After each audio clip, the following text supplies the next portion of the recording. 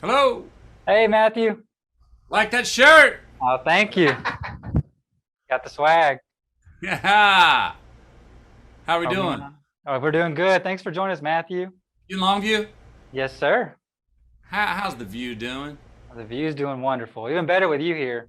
Oh, it was always good to be there. I got back down, when was it? A couple years ago and saw how the place had grown. But, man, it's a happening town. I've also run into a large amount of people and world travelers that were from Longview, that were successful businessmen and women in London, in Reykjavik, Iceland, in Cape Town, South Africa, in New York, in LA. And it used to surprise me because, I mean, when I was in there in Longview, I was always like, it was a sense of like, it was the big thicket that not many of us got past, didn't leave that place. But man, I meet people all over the world from Longview. I know, man. Well, we've got a lot of people, world travelers. Longview keep turning out some good people, and so we're thankful for that. So, are you in Love your it. you're in your airstream right now, or is that? Yeah, I'm in the Smithsonian. This is my one of my four airstreams, which is basically my office in the backyard. That's awesome. And where are you in Austin right now, or? Yeah, we're in Austin. Okay, good deal. Yeah. Well, I appreciate you coming in. So I just give everybody an introduction to you real quick. I Sure. know they all know you anyways, but we have Academy Award winning actor, New York Times best-selling author, the man behind The McConaissance. And we all know him as a hometown boy from Longview, Texas, with about his approach book, Greenlights. So appreciate it. I got the copy right here. So glad to see that the hair treatment worked. Hey, I'm glad to see that damn hair treatment work too, but because back in '99, before I got on the hair treatment, it was not working. And I had a little silver dollar up here, and I was like, am I ready to be going bald just yet? And I was like, I'm gonna give it one more college try here. And I started rubbing stuff on it, and damn, we didn't bring it back. Thank goodness. So it worked, and you kept the job. Yeah, and I kept the job. Yeah, You keep turning those yellow lights and red lights into green lights. trying to, man. It seems to be all we can do. Well, when you wrote the book, so you went out into the desert, I read, to write this. Yeah. So you're just out there for how many days were you out there for? It was a total of 52 days. I did it in like 12 days, and then I'd come back, handle my honeydews, to get back in touch with the family, do what I need to do here, then head back out. And I did it in about, I think it was 4 or 5 different trips. Um, yeah, I went out where there was no electricity, where I didn't have cell reception. I went out where I didn't have internet, and I just took my 37 years of journals with me because I was like, I want to be forced to, when I get bored or when I get frustrated or and I'm looking for some sort of stimulation, I only have my journals. I only have basically me and my past of the last 49 years to look at and spend time with.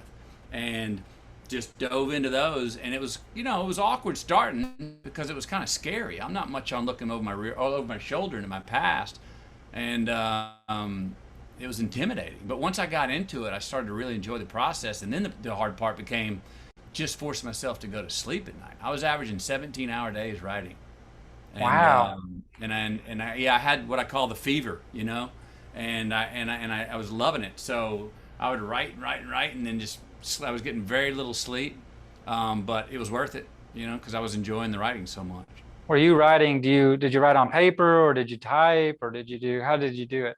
I mainly, so I've been, I for the past 15 years, I was looking through some journal entries and transcribing them over to Word documents.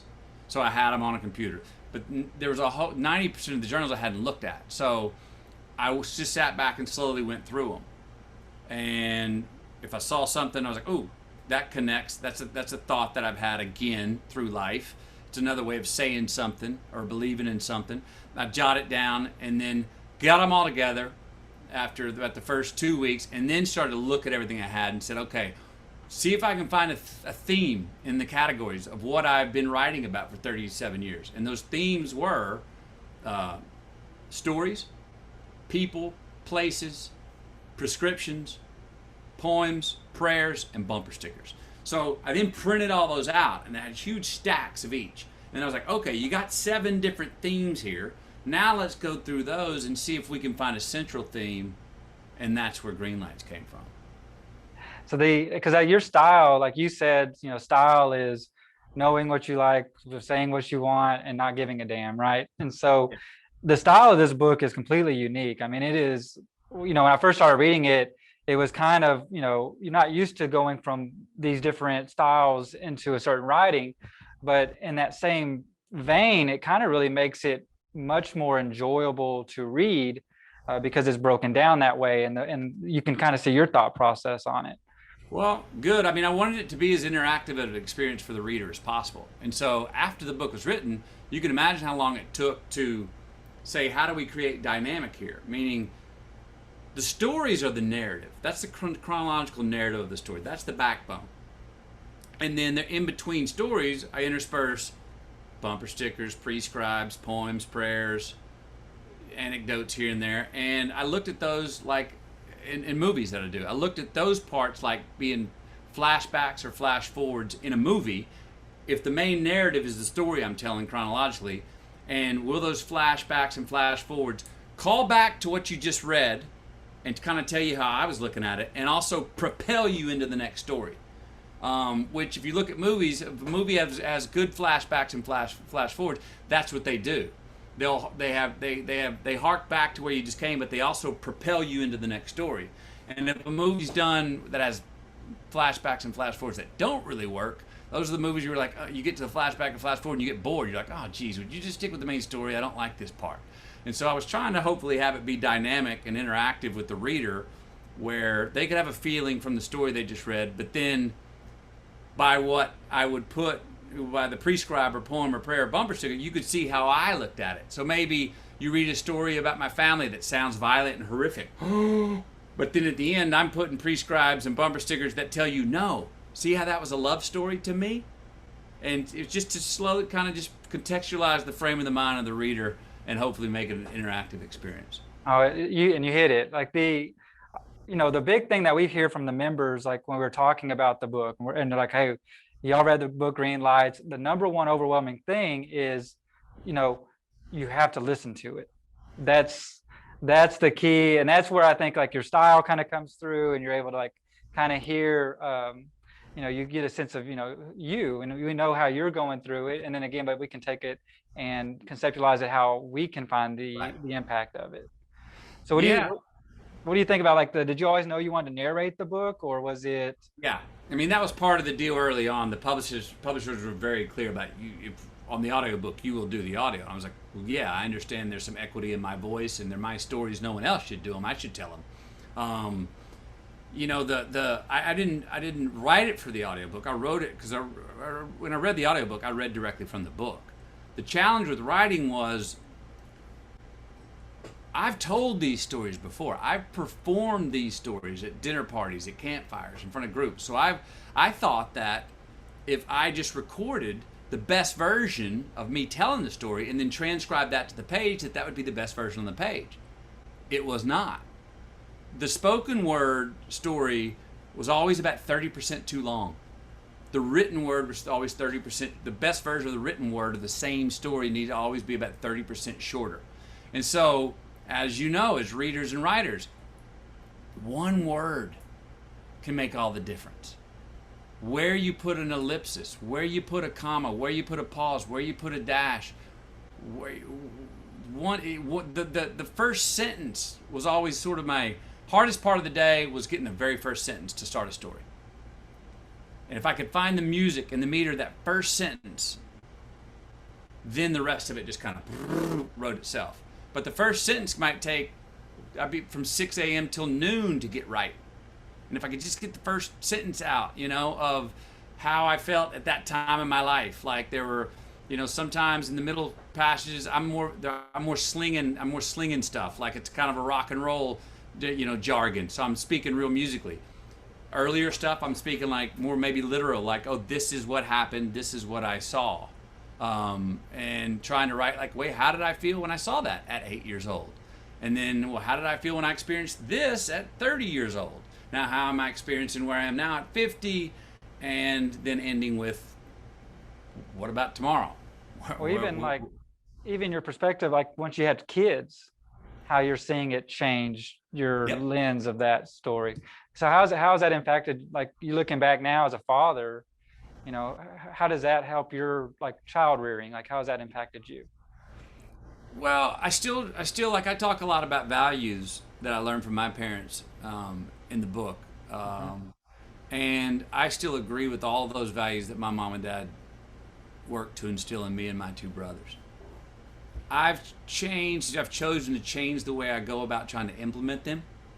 My parents were more corporal punishment, get it over with. Here's the belt, the switch, or what have you, and it's over. Yeah. Camilla and I don't choose to try and discipline our kids that same way. And we do have more discussions than my parents had with me. But I don't judge my parents as doing that as how they did it was wrong either. That's how they chose to do it. That's how they communicated. I see the asset in that as well. But I am trying to instill the same values. Yeah. My kids just today, my youngest son said, "Oh, I you know, I can't eat the so and so," and he caught himself. I can't eat. I mean, I'm having trouble. He's learned that from what I've taught him. We don't say can't. You don't say hate. My kids to this day won't even say the word HET. They'll get to that point in the sentence and go.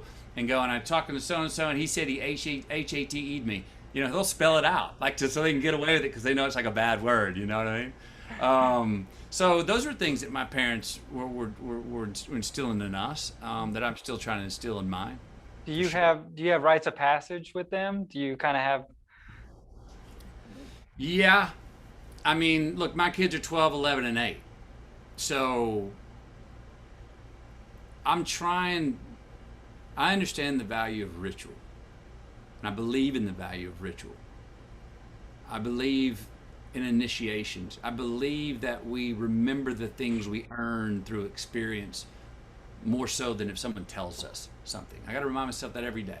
I can tell my kids something, but what are they really remembering? What are our kids really remembering? What they see us do or an experience they had with us that proved what we were trying to teach them rather than us just telling them. Or you want to not listen to me and go do it your way? Okay, go ahead. Deal with the consequences. And then to come back with the scraped knee and go, yeah, I know you told me to wear that knee pad while I was skateboarding, but now my knees hurt. And I'm like, there you go. Now they'll remember that more than me saying, you better wear the knee pad. You know what I mean? So, Yep. it's we go about it in different ways than my parents did, but it's different. It's harder to find ritual today. I think that's fair to say, because we have a lack of ritual in American society in a lot of ways. I mean, it's not like, but independence for young men and young women. My daughter may be different than for my sons. What age? My daughter is 11. She's more independent than her 12-year-old big brother. She's already ready to go off and travel internationally and fill her passport and go to boarding school. And I'm like, I'm so glad she's confident to do that. My other two sons are like, they don't want to get far from home. They don't want to go away to camp for a week.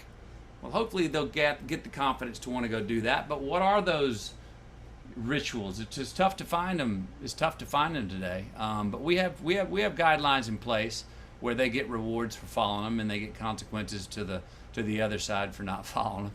Well, I think they'll show themselves when they like you didn't know when you were doing it that that is your rite of passage at that time. But No, I didn't know once then. it happened though, then you're like, that's your rite of passage. So Right. you've earned this extra freedom. You've earned respect and be able to be with us and hang out with us and do Right. those things. Like, we always had it where the kids sat at the kid table, Yep. and then for the holidays, and then when you made it to the big table, that was like your acceptance of your Big, rite of huge rite passage. of passage, right? Yeah. Yeah. So, You have it in, what conversations can Camilla, my wife, and I have openly with our children overhearing? Because they don't understand that we're having one conversation, which is only one piece of this whole thing we're trying to figure out. And to them, they think that's the only thing. So they come and maybe chime in, and you go, no, you got to understand the context. There's many other conversations you haven't been privy to. And if you're going to latch on to your feelings of what you feel is the right choice just by listening to this one conversation and stick to it, it's not fair to talk about these things in front of you. because you're not understanding the overall. There's a much more context. So we have to talk to them. Can you handle one? Some of them can handle hearing me and mama talk about their mother talk about certain things in front of them better than their brother or sister can. You know, so we got to measure that. There's a great thing that our coach Mac Brown, ex-football coach at University of Texas, said. I heard him say to his players one time, and I'm starting to come into this with my kids as they're getting older. You know, when you're early on, you have kids, you have certain rules that's just a blanket rule. Everyone's got to follow, right? Same consequences if you do it well, same consequences if you don't. But then they get to be a little bit older, and you start to go, oh, they're not all the same. And I've told them the other day, I'll treat you all fairly, but I'm not going to treat you all the same because you're different little human beings now. Different things mean different things. I have one kid who, if he screws up, he intentionally means to. It means like he looked his chore in the eye and intentionally said, I'm not going to do it and see if I can get away with it. I got another one, my daughter, if she didn't do her chore, it's because she absolutely forgot. She did not intentionally think, I'm not going to do it. Well, consequences for my son who says that and says, I'm not doing it intentionally is different than for her if she's like, oh, I forgot. You know what I mean? So you start to learn how to customize how to teach the children, I think. Well, it reminds me, that reminds me of your pizza story, right? Because it wasn't about the act, it was about how you were and knowing how you reacted and responded to it that got you in trouble. Yeah. You know, I was telling that story earlier today, and it was about stealing a pizza there from Pizza Hut in Longview with a buddy of mine. And I got home that night. My dad was up. He wasn't asleep. I should have known right then I was busted, right? He was on the phone with my friend that I stole the pizza with, Dad. Should have known right there that I'm busted. And then he asked me, what'd you do tonight? I said, I went out with so-and-so, we had a pizza at so-and-so. And then he says, did you pay for that pizza? Now, to any kids out there, if you do something wrong and you come home, for instance, if you stole a pizza and you come home and your dad asks you, did you steal that pizza? It means he knows you stole that pizza. But my dad asked me and I weaseled out of it and I got nervous and I said, I think so, Dad. I remember I went to the parking lot and my buddy was still back in. He said, I'm going to ask you again. I weaseled out again. He gave me a third time. Then he gave me a fourth time. And the fourth time he asked me, he goes, I'm going to ask you one final time. Did you pay for that pizza? And I went, well, he backhanded me. I remember I crumpled in the corner. And I write about it in the book. I didn't crumple in the corner from the force of his backhand. I crumpled in the corner because I was standing on cowardly lactic acid filled legs and felt puny because I'm lying. I was too much of a coward to tell my dad the truth. And I don't remember, there was no pain of the blow. The pain was of seeing his jaw dropped open, looking at me like, what do I got to do as a father? He felt like he was failing as a father because his son wouldn't tell him. And if I'd have just told him, yes, sir, stole the pizza, he'd have gone, damn it. Well, let me tell you something, son. Are you not making enough in your allowance to buy a damn pizza? And if you are making enough allowance, you're going to go steal a pizza, damn, boy, you got to learn to get away with it better. You know, we'd have had a beer together. You know what I mean? Yeah. But I weaseled out at that point. You know. And that's the difference. And you know, growing up, you're talking about you're raising your kids and everything. You're from Longview, and so we have a lot of the same. You know, we're getting that upbringing. We're seeing that come through with you. You know, and you talked about the red sports cars, which is kind of like your litmus test for life, and that came through your senior year at Longview. Yep. So you lost your mojo, right? Lost it. Oh man, I lost it. I was a truck driving fun guy, man. Like I said, I was the guy. If I took you on a date, we hustled, and we got to no matter how late we got to the concert, we'd hustle to the front row, do the work to get to the front row. I was the guy that at the party didn't lean against the wall. I was the guy on the dance floor. I was the guy with the truck. After school, we go mudding. I was the fun guy. I would hustle. And then I get this idea of getting a red sports car, and all of a sudden, I'm parking in the third parking lot. Y'all know that one outside back of LHS, if it's still there. I'm parking out there so no one opens their door and dents my red sports car. And I'm leaning against this red sports car like, not only am I cool, but isn't my car so cool? Well, all of a sudden, I lost my hustle. I lost my mojo. I lost my fun. And after school, girlfriends didn't want to go with me to ride around with the T-tops down in my red sports car. They wanted to go with my buddy Trey Hickman and them who had the truck to go mudding. And all of a sudden, I'm like, the girls were like, you're not as fun anymore. Therefore, you're not as attractive anymore. And I was like, I'm relying on my damn sports car to do the work for me. And now I'm lost my mojo. I got rid of that SOB, man. Traded it back in for my truck, and I was back. Well, cruising the loop, is a big thing here.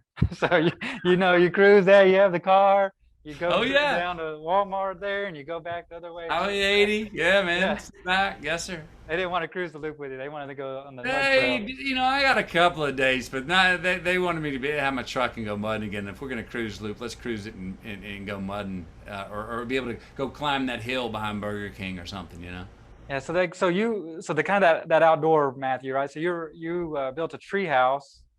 And Yep. now in the book you mentioned you haven't been back. But have you been back since you wrote the book? Yeah, I have, but it was all I think it's all developed.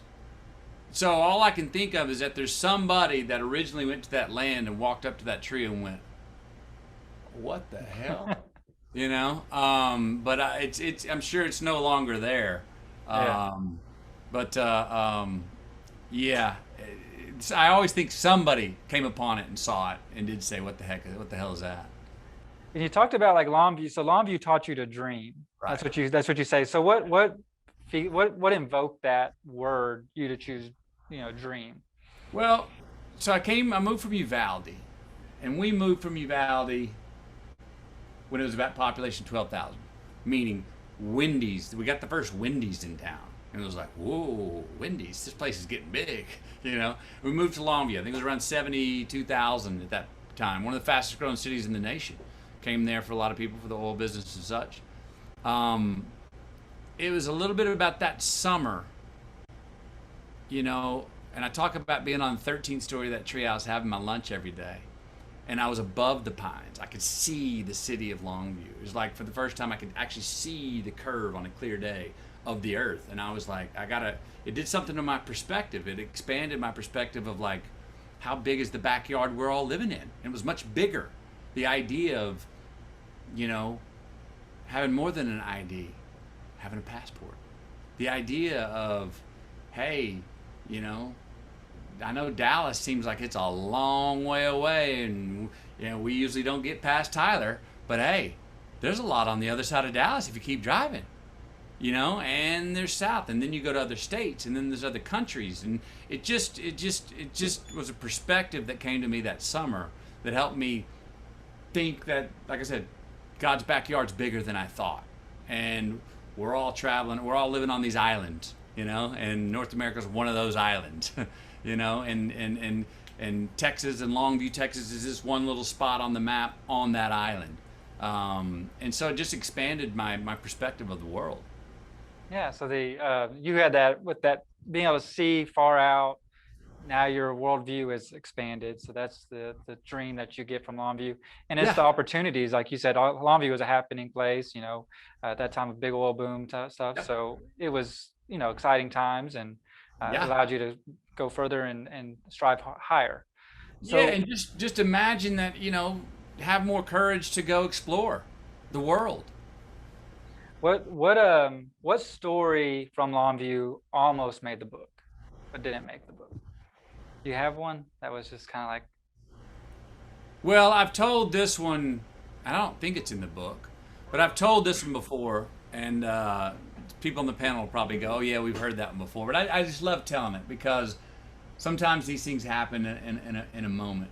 I come to school, got my favorite shirt, jeans. At that time, we would grab that at the ankle and roll them up a bit and roll them over and roll them up so they could be pinched at the ankle. It was kind of the fashion, so you could have them pinched up, your jeans pinched up above your top siders or what have you. And a friend of mine, Renice Sherman, you know what story I'm telling out there, Renice. She comes up to me, she goes, Matt, she was a friend. We'd never dated, but she was a friend. She goes, Matthew, you know what? You're a handsome man. And I went, oh, come on. And she kind of lightly grabbed my arm and looked at me without smiling or anything. And she goes, hey, if someone gives you a compliment, just say thank you. And I remember, I just got chills right now. I just got chills right now again telling it. I remember going, that's right. So many times we throw off a false modesty, or we feign if someone gives us a compliment. And no, just to be able to receive a compliment and go, thank you.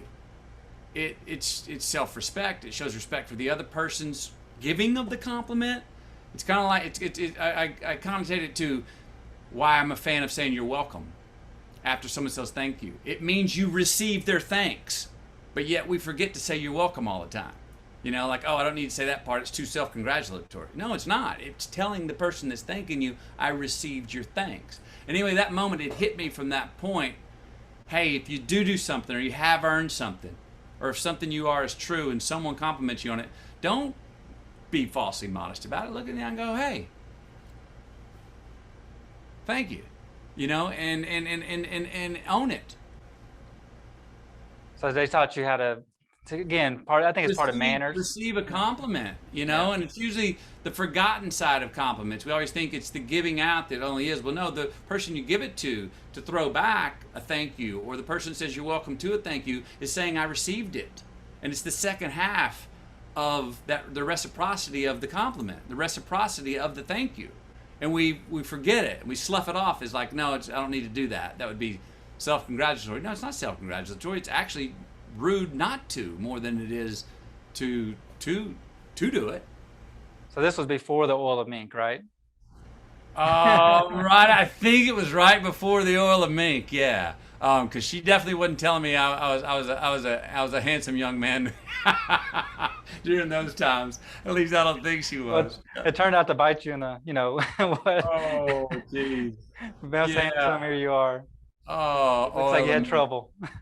Oh my gosh. Yeah, it'll clean your pores out. It'll bring out all the impurities. I start using that stuff at 15. All of a sudden I've got full-blown acne. And my mom's like, wow, you've got a lot of impurities. Keep it up. I do it another 2 weeks. I look like freaking Elephant Man. And she's like, man, got a lot of impurities. And I went to that dermatologist and he goes, what are you putting on your skin? I showed him that bottle of oil of mink. He was like, no, this is for, you're an adolescent. You have oil secreting out of your pores anyway. This is for people that are, 40 and older. That's blocking your pores. You're gonna have acne and those holes in your skin for the rest of your life unless we get you on this stuff called Accutane right away. So I got on that.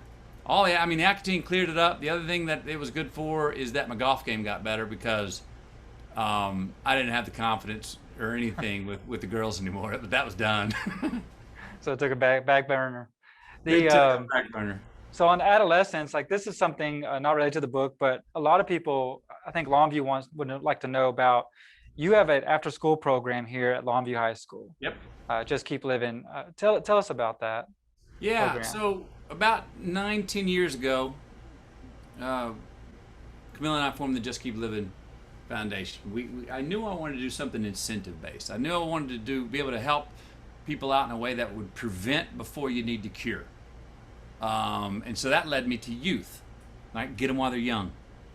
And then I'm big on the belief that you can change, as you know from the book, that you can change your relationship with life in positive ways by the way you look at life, your perspectives, your approach to things, behavior. And we started a curriculum in Title I schools, which are lower income schools, 50% dropout rate schools, where we let these young men and women set nutrition goals to meet. We let them set physical fitness goals to meet. We have them do community service within their community, which gives them ownership.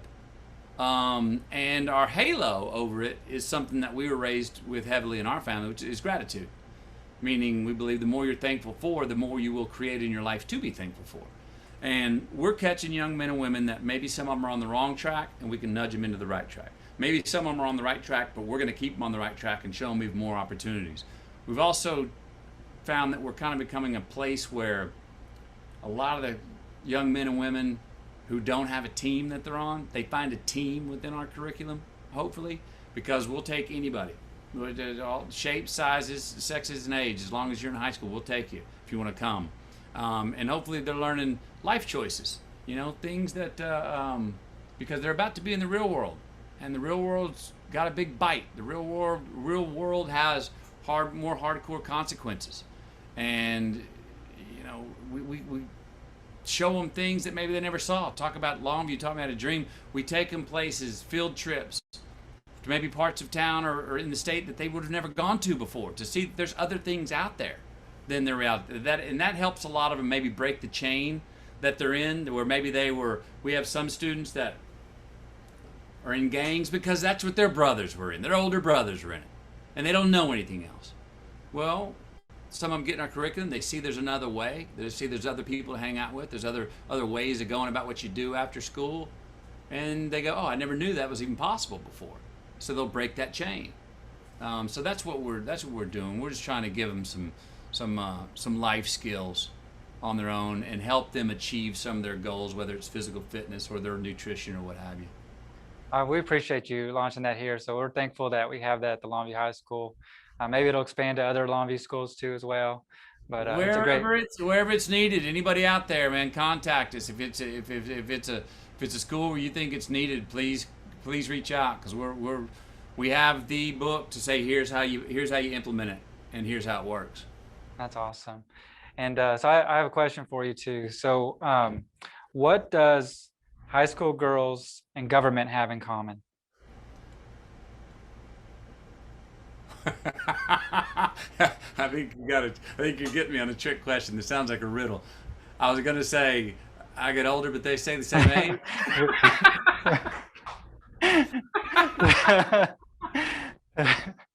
So I'll give this plug. Like, I think all of us here from Longview, with 2 consecutive governors from Longview, would be all right, all right, all right. All right. Well, look at that. As I've said along the way, it's something I'm looking at in consideration. I do feel that I'm being called to a leadership role in my life coming up in my next chapter. I am measuring how can I be most useful to myself? How can I be most useful to my family? How can I be the most useful to the most amount of people? I don't know that that's in politics. I may be more useful as a free agent. I may be more useful with the Greenlight Institute. I may be more useful as a preacher. I may be more useful as being the best father I can be and letting that be an example. I may be more useful writing another book. I'm not sure, but I'm looking at all of my embassies out there, and politics would be one I would be foolish not to consider make a run for, if I believe I would be most useful to myself, my family, and the most amount of people.